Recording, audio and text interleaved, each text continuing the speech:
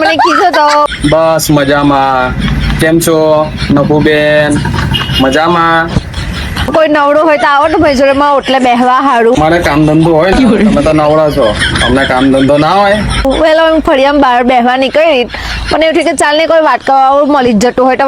કેટલા બધા કેનેડામાં છે, આટલા બધા તો મળી જ જતા હશે તમને. વેલ પણ મારો તો દુશ્મન તડકો હો થઈ જાય, જેવી હું બેહવા આવું તડકો જતો રહે. અમારે કેનેડામાં બહુ ગરમી પડે, અહીં કશું જ નથી. તો વાત કર લો, બે ચાર વાતો કરીને ગપ્પો મારીને ટાઈમ પાસ જ કર લો, તારી મારી થોડીક કર લો.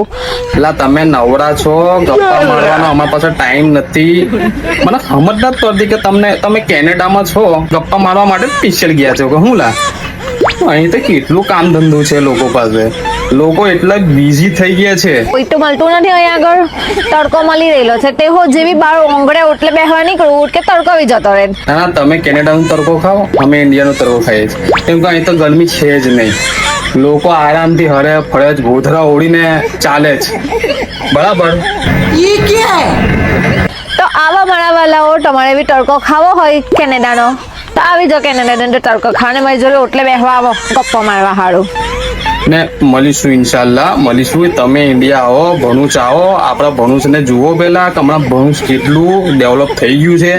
કેનેડા જે સૌથી બેસ્ટ ભણું થઈ ગયું છે, એકવાર વિઝિટ લેજો. ઓકે, ચાલો મળીએ. અલ્લાહ હાફિઝ, દુઆમાં યાદ.